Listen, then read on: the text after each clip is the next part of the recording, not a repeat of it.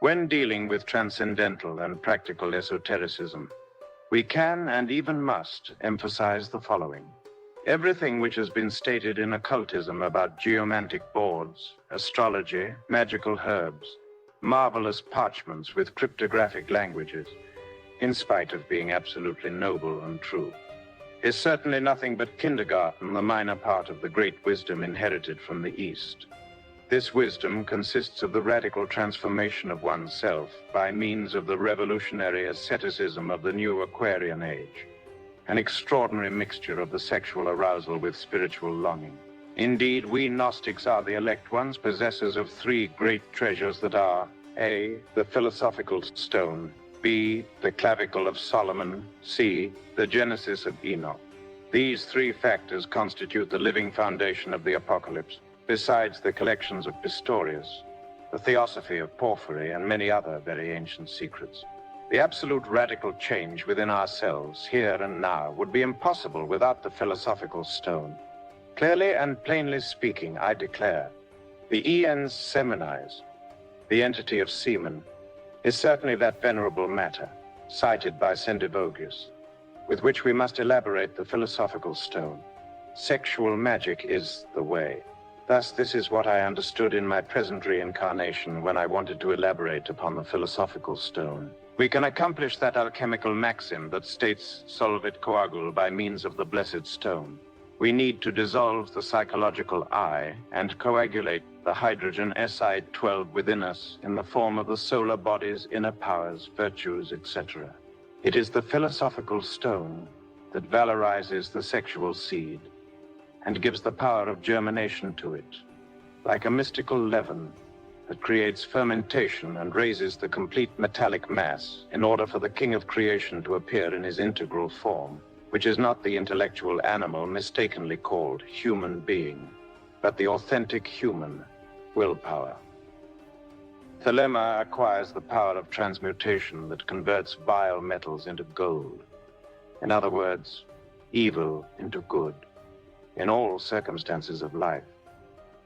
For this reason, Thelema demands a minimum quantity of philosophical stone or powder of projection for the transmutation.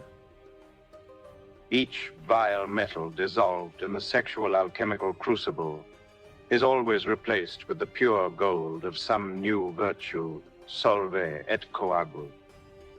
The modus operandi is mentioned in the 11th chapter, 5th story of this same treatise. For more information, you must study my book entitled The Mystery of the Golden Blossom. To light the individual, fohat the flame of Eros in our sexual alchemical laboratory is certainly the foundation of the Dionysian way. Thus, this is how I profoundly comprehended it when studying at the feet of my guru, Adolfito. Unquestionably, I was always assisted during the metaphysical copulation. The other divine Guruji, to whom payment was given in the temple, see chapter 12, accomplished his pledged word. This great soul assisted me astrally during the chemical coitus. I saw him making strong magnetic passes upon my coccygeal bone, dorsal spine, and superior part of my head. When the erotic igneous serpent of our magical powers awoke in order to initiate its inner upward march, I felt very thirsty and a very sharp pain in my coccyx that lasted for many days. I was then congratulated in the temple. I can never forget that great cosmic event. During that epoch, I was dwelling in peace within a small house at the seashore, in a tropical zone on the coast of the Caribbean Sea. The ascent of the Kundalini from vertebra to vertebra was performed very slowly according to the merits of the heart. Each vertebra is very demanding. We can infer with this that there are difficult ordeals. As a corollary, we affirm, the ascent of the Kundalini to any vertebra is not possible if we do not fulfill the precise moral conditions for it. These 33 spinal vertebrae are denominated in the superior worlds with symbolic terms like canyons, pyramids, holy chambers, etc. Certainly, the mystical ascension of the flame of love from vertebra to vertebra and from chakra to chakra along the medulla canal, was performed upon the foundation of sexual magic, as well as sanctification and sacrifice, goodwill.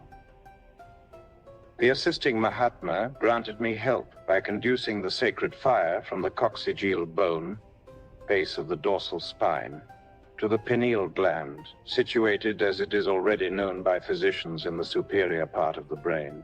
Posteriorly, with great mastery, that great soul made my erotic fire flow up to the region of the midbrow. The first initiation of fire became the corollary when the igneous serpent of our magical powers made contact with the atom of the father in the magnetic field of the root of the nose. Certainly it was during the mystical ceremony of the Last Supper when the cosmic date for the initiation was settled. The Holy Grail, as a sacred ember, flamingly shone upon the table of the Paschal banquet. The true history of this Holy Grail is written in the stars and does not have its foundation in Toledo, as it is stated by Wolfram von Eschenbach. The principal known origins of all these chivalrous legends related with the legend of the Holy Grail are A. The History Rerum in Partibus Transmarinis Gestarum by Guillermo from Tyre, 1184, a Latin work translated into French with the title of Roman de Erecle. It is a book which serves as a foundation for the book Gran Conquista de Ultramar, translated from French into Castellan in the late 13th century or the beginning of the 14th century. In this book, Gran Conquista de Ultramar, the 5 main branches which refer to the cycle of the First Crusade are summarized. The Chanso di Antiochia, the Chanson de Jerusalem, Les Châtis, or Captives, and Elias, the Knight of the Swan. B. The Dolopathos by John of Hautzel, had written in 1190. C. The poem which Paris called Helioxa or Helioxa, the Solar Calf. The primitive name of Insoberta or Isis Bertha from the Night of the Swan. This last work has great analogies in accordance with Gaiangos and with the famous Amadis of Gaul.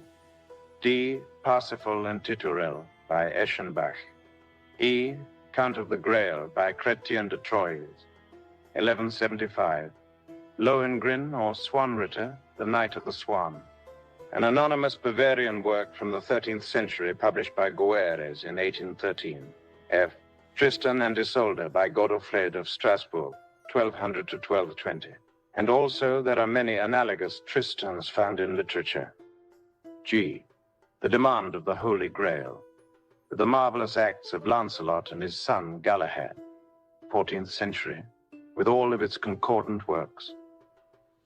I waited with infinite anxiety for the date and hour of the initiation. The date was related with the very sacred 27th.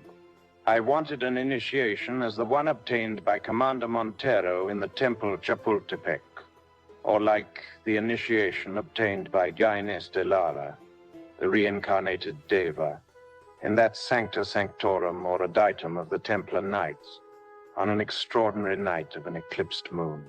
However, my case was certainly different, and even if this seems to be incredible, I felt disappointed during the night of my initiation. While resting with infinite anguish on my hard bed within a humble cabin by the shore of the sea, I passed the night uselessly waiting in vigil. My priestess wife was sleeping, snoring, sometimes moving in her bed, or pronouncing incoherent words. The frightfully roaring sea was beating the shore with its furious waves as if protesting. Daybreak came, and nothing. Oh God, what a dog's night. Bless my soul, oh God, and Hail Mary. What intellectual and moral tempests I had to experience in those mortal nocturnal hours. Indeed, there is no resurrection without death, nor a dawn within nature or within the human being, without darkness, sorrows, and nocturnal agony preceding them, which makes their light more adorable. All of my senses were tested and tortured in mortal agony that made me exclaim, "My Father, if it is possible, take this cup away from me, but not my will, but thine be done." When the sun arose like a ball of fire, Seemingly emerging from within the tempestuous ocean, Atlantis awoke, saying, "Do you remember the festivity that they offered to you up there? You received the initiation." "What? But what do you say? Festivity, initiation? Which? The only thing that I know is that I passed a night more bitter than bile." "What?" exclaimed Atlantis, astonished. "So then you did not bring back any memory to your physical brain. You do not remember the great chain. Did you forget the words of the great initiator?" Overwhelmed by such questions, I interrogated Atlantis, saying, "What did the great being tell me?" "He warned you," exclaimed the adept lady, "that from now on you will have double the responsibilities for the teachings that you will give to the world. Moreover," said Atlantis, "you were dressed with the white linen tunic of the adepts, of the occult fraternity, and the flaming sword was delivered unto you." Ah, now I understood. While I was passing through so much bitterness in my anchorite penitent bed, my real inner being was receiving the cosmic initiation. Bless my soul, O God, and Hail Mary. But what is happening to me? Why am I so slow-witted? I am a little hungry. I think that it is time for us to get up for breakfast. Moments later, in the kitchen, Atlantis gathered some dry wood that would serve as combustion for lighting the fire. Breakfast was delicious. I ate with a great appetite after such a painful night. Another day of routine. I worked as I always did in order to gain the daily bread, and then, close to midday, I rested in my bed. I was certainly tired, and a small nap seemed to me just, and moreover, I was sorrowful within my heart. I did not have any inconvenience in lying down with my body well relaxed in the dorsal decubitus position, in other words, lying on my back, facing up. Suddenly, while being in the state of vigil, I saw that someone entered my room. I recognized him as a keeler of the Venerable White Lodge. This disciple held a book in his hands. He wanted to consult me and to solicit a certain authorization. When I wanted to give an answer, I spoke with a type of voice that even surprised me. It was Atman answering through my creative larynx. "He is terrifically divine. Go," said my real being. "Accomplish the mission that is commanded unto you." The thankful Keeler left. Ah, how different I was. Yes, now I understand. Those were my exclamations after the departure of that Keeler. Happily, I arose from my hard bed in order to talk with little Atlantis.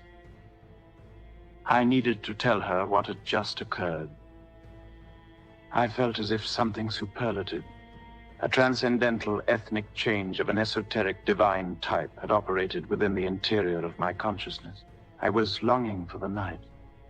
For me, that tropical day was as a vestibule of wisdom. As soon as possible, I wanted to see the sun like a ball of fire sinking once again into the boisterous waves of the ocean. When the moon started to turn the boisterous water of the Caribbean Sea metallic, precisely when the birds of the sky were withdrawing into their nests, I had to urge Atlantis to conclude her domestic chores. That night, we went to bed earlier than usual. I was longing for something. I was in an ecstatic state. While laying down again on my anchorite, penitent hard bed in that Hindustani asana of a dead man, dorsal decubitus, facing up with a relaxed body, arms along the sides, heels together, with the feet opened like a fan, I was waiting in the state of alert perception, alert novelty. Suddenly, in a matter of 1,000th of a second, I remembered a distant mountain. What happened then was something unusual, unexpected. Instantaneously, I saw myself there upon the distant summit, very far away from my physical body, affections, and the mind. I was Atman without boundaries, far away from the dense body and in the absence of the suprasensible vehicles. The cosmic initiation that I received the previous night was a palpable fact, a living, crude reality that I did not even need to remember in those moments of samadhi, when I placed my dexterous hand over the golden belt. Joyfully, I could verify that there I had the flaming sword, exactly at my right side. All the details that Litelantes had given me had become precise for me. How happy I felt now as a spirit man I was dressed with the tunic of white linen. I cast myself into the infinite siderial space, while in complete Dionysian inebriation. I joyfully moved away from the planet Earth. While submerged within the ocean of the universal spirit of life, I did not want to return into this valley of bitterness. So I then visited many other planetary abodes, while smoothly placing myself upon a giant planet from the unalterable infinite. I exclaimed, "I dominate the whole of this," as I unsheathed the flaming sword. "The human being is called to be the governor of the whole of creation," answered a hierophant who was at my side. I then put the flaming sword within its golden sheath, and while submerging myself even more within the sleeping waters of life, I performed a series of extraordinary invocations and experiments. Buddhic body, come unto me. Then, attending my call, the beautiful Helen, Guinevere, the queen of the Jinn Knights, my beloved spiritual soul, came to me. She entered within me, and I within her, and between us we formed the famous Atman Buddhi, of which Oriental theosophy speaks greatly.